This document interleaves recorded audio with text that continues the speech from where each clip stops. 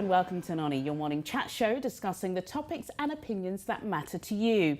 Today, the taboo of mental health in the black community. Is it time it came out into the open? And what exactly is a frenemy? How to spot if you have one and what to do about it. And we'll be finding out what you think with your comments on social media.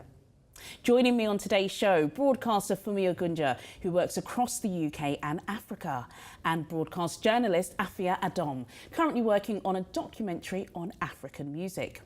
Now, mental health is a huge problem in society as a whole, but people from black and minority ethnic groups living in the UK are more likely to be diagnosed with mental health problems and have a poorer outcome and treatment than the white population. But is the situation made worse by the stigma around mental health in African communities? Afua, let me come to you first. Is there a taboo? And if there is, why? I absolutely think there is a taboo when it comes to mental health within African, Black British communities. And I think it's a number of reasons. I mean, we put so much emphasis on religion. So no matter what religion you are, Muslim or Christian, and we think that we can just pray these things away. It's ridiculous. You know, if you're in the church, I'm sure you know that if you have some sort of mental health issue, you're seen as a failure and that you should go to God and that you should get the demons out. Yeah, have some deliverance. So you should go to the altar and have some fits, speak in tongues, and then you'll be fine.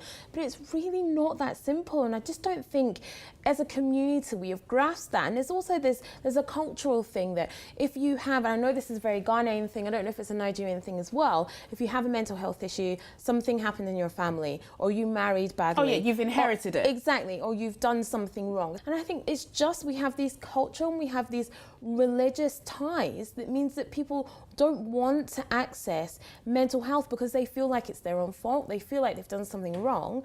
And depression is such a massive killer. Suicide rates among black men are the biggest killer of black men under 45 years old. And that's because black men don't go and seek help. Instead of talking to someone, going to see your GP, accessing counselling, they think, I'll pray it away, I can't have the stigma come upon my family. And it's time that things change. I mean, it has been for years. Wow, that was a really good summary there, and I think you have said some home truths, actually. For me, Afua mentioned the Ghanaian community. What about in Nigeria? We've all seen those blog posts where people are literally named and shamed, you know, if they're, walking on the third mainland bridge or, having a really hard time. It's something that we've been told to laugh at. Yeah, I think it's very similar to how it is in Ghana. And I think another thing is that the awareness is not there. We're not taught that mental health is an actual thing. We're not taught that there's help. So that's why you do see people resort into drastic measures like suicide, especially in Africa. And like you said, on the third mainland bridge, it's very scary and very sad. Yeah, we talk about the black community, but let's take it a little bit wider, Afua. What about when we were in school? You know, we all schooled in the UK. Yep. I don't remember any time where they spoke about suicide, suicidal thoughts. Not. Mental Absolutely health. not. Why not? Well, now that you've mentioned it, actually, I don't think we ever got talked to about our mental health in school. I mean, we had the vaccinations for BCG and all these other things, mumps, measles and rubella, but we were never talked to about mental health. And I know they're trying to do that now in schools, and they really should do that. But this is the thing, is mental health is like any other ailment. If you have a broken leg, you go to hospital. Yeah. If you have a rash, you put some cream on it. Mental health is just like any other physical ailment. You need to seek some sort of treatment. We need to stop this kind of pressure off, and I think this is especially amongst black women, that there's this sort of air of black women can shoulder everything. So we carry our men. And we do. Exactly. And we do. We carry our men, we carry our children, we carry the community, we carry the entire world, and we're at the bottom of the pile. And there's this air of we have to be strong, you have to be stoic, you have to keep a straight face and keep going on, and that's not how it works. If you have postnatal depression or prenatal depression or any kind of depression, seek treatment, seek counselling. It's the thing with grief as well, the way that we celebrate people when they die, but we don't ever think, do you know what, I lost someone that's close to me, let me have grief counselling. Yeah, never but talk about why that. then, for me, is it so hard for people to do what Afia's advising, which is to seek help? And not, not amongst your friends, not gossiping, Professional help. actually going to your GP and saying, I have a problem with depression, like they do quite freely in America, I think. I think it's fear. Number one, it's the fear of, I feel like in African cultures, we associate depression with weakness. So if you do seek help, you're seen as to be weak. And another thing is, there's a stigma that outlives the depression. So let's just say you are diagnosed with depression. The fear of always being seen as someone who's depressed. Those two things, it makes it really hard to kind of like look for help and seek help, professional help. We talked about religion, Afua. I know you spent lots of time in Ghana. Even the Ghanaian doctors that have maybe studied in America or in the UK that go back, do you think they're diagnosing this and treating it? Or again, is it more, oh God, you know, she's having a bit of a problem, better take her to the church, not to the doctor? I don't think they're ever aware of it. It's sort of something that's ingrained. So even if you have trained outside of your country, say, like you said, you went to the US or you went to Britain, I think it's still such a cultural thing, a cultural doctrine that's within you, that they still think, you know what, we can pray this away, or you're just being a woman, or whatever it is. And then if a person does commit suicide, then it's another shame upon the family. Instead of thinking to myself, what if we'd actually got to the root of this problem? And I really don't think, you know, the diagnosis is happening properly, and the prescribing of antidepressants, I don't know about you, I don't know what it's like in Nigeria. In Ghana, I'm pretty sure it's unheard of. Has anyone here had any personal experiences? I know I have. Some of them I can't mention because, of course, I know I don't want to hurt anybody that's watching. But have you dealt with anybody that has a mental health issue, or have you seen the signs and have wondered, gosh, you know, this isn't just stress. I think my friend is really suffering from something. I've had close friend who is clinically diagnosed with depression. Wow. Is that a lady or? A lady, and eventually became addicted to the antidepressants, and which is an issue because that's another topic, isn't it? She became dependent on the antidepressants and felt like she couldn't be okay without them. So that's another fear. People don't want to go down the medication route in case they do get addicted to it, and it's a scary thing. See, I have experiences of people who I know that are living with depression, who are treating it, and this is in the Black community, who are treating it, who have sought cognitive behavioural therapy, who take antidepressants, and they're fully functioning human beings that are living great lives and fulfilling their potential. And then I have people on the other side of the scale in denial. Exactly, who are not accessing anything, who are locked in this box of anger and pain, and it's really difficult. Before we go to the break, can I ask, is it then up to us to be able to say to our friends, you know, pulling them aside and saying, hang on a minute, have you gone to a GP? Have you know, rather than just being at the end of the phone for half an hour and kind of rolling our eyes, do you think that we should be, you know, telling people and advising people, you know, take some time out, speak to a doctor? I think it's hard though, isn't it? It's very hard. I mean, that's the problem with the taboo. It's really hard. I've had this conversation with friends, but you know, it's difficult because you don't want to be the one that's like, you're crazy, because that's what they feel like you're saying to them. Gosh, yeah. Yeah, you've lost it. We definitely don't want to say that. But that's how they feel. That is how they feel. That is but we'll talk more about this after the break, ladies. Coming up, we will continue our chat about the taboo around mental health in the African community. And we're asking, what exactly is a frenemy, how to spot if you have one, and what to do about it. More after the break.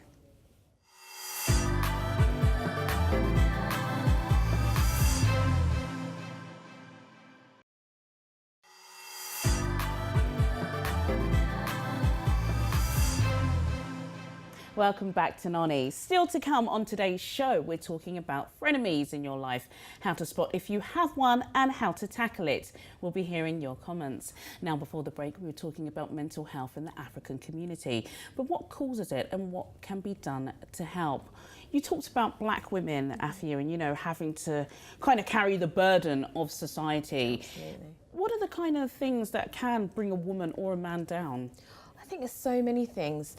I think at the moment, something I feel is really pertinent is that there seems to be an identity crisis within lots of people, second generation born in this country, that don't necessarily have that connection to Ghana or Nigeria, where they're from or where their parents are from, but then don't feel that they can fit in Black Britain, as it were. And that can lead to a real identity crisis, of course. Absolutely, and a real break in between who I think I am, who society sees me as and who I want to be.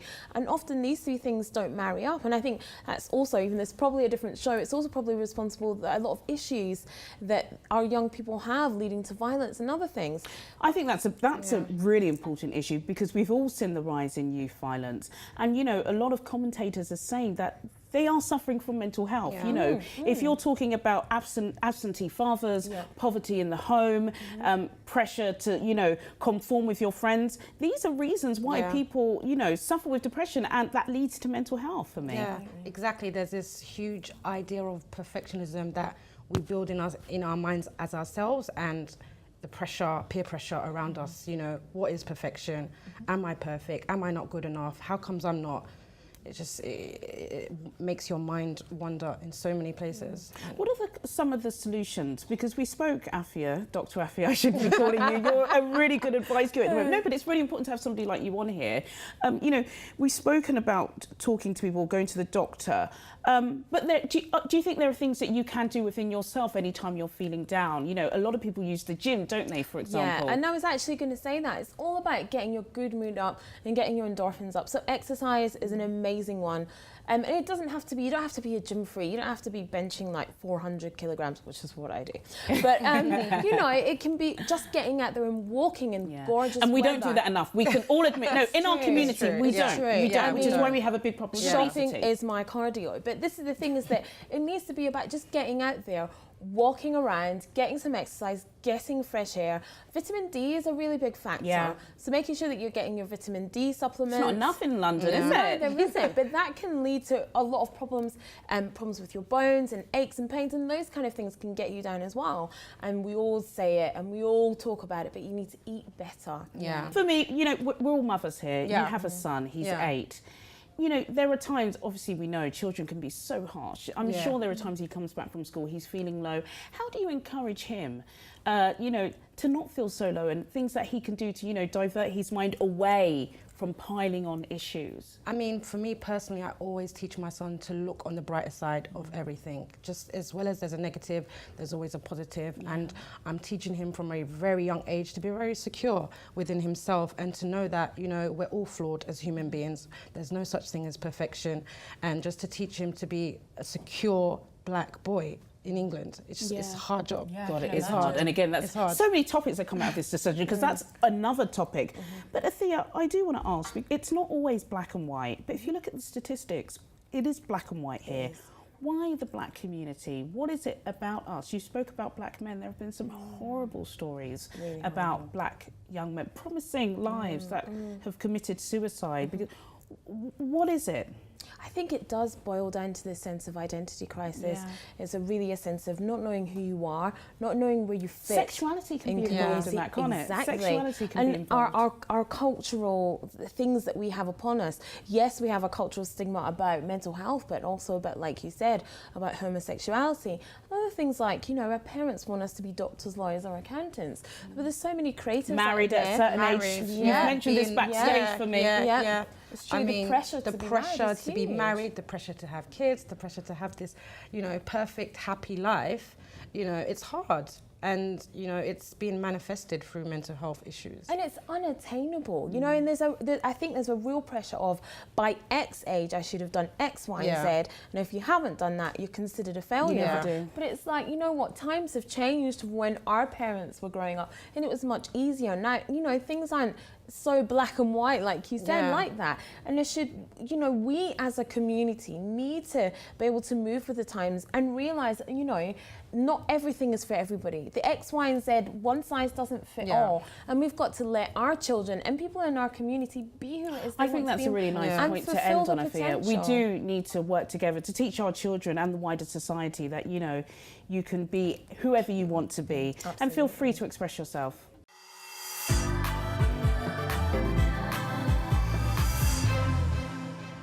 Now, frenemies are people who appear to be your friends, but are they actually your enemies? The term was coined by socialites, but has the rise of social media created more? For me, you're very popular on social media. Both of you are, so I expect to follow and a tag. But what do you think of the phrase, keep your friends close and your enemies closer? I actually don't agree with the phrase. I actually don't. I'm team positive vibes only, and I like to keep positivity surrounded by me in my circle.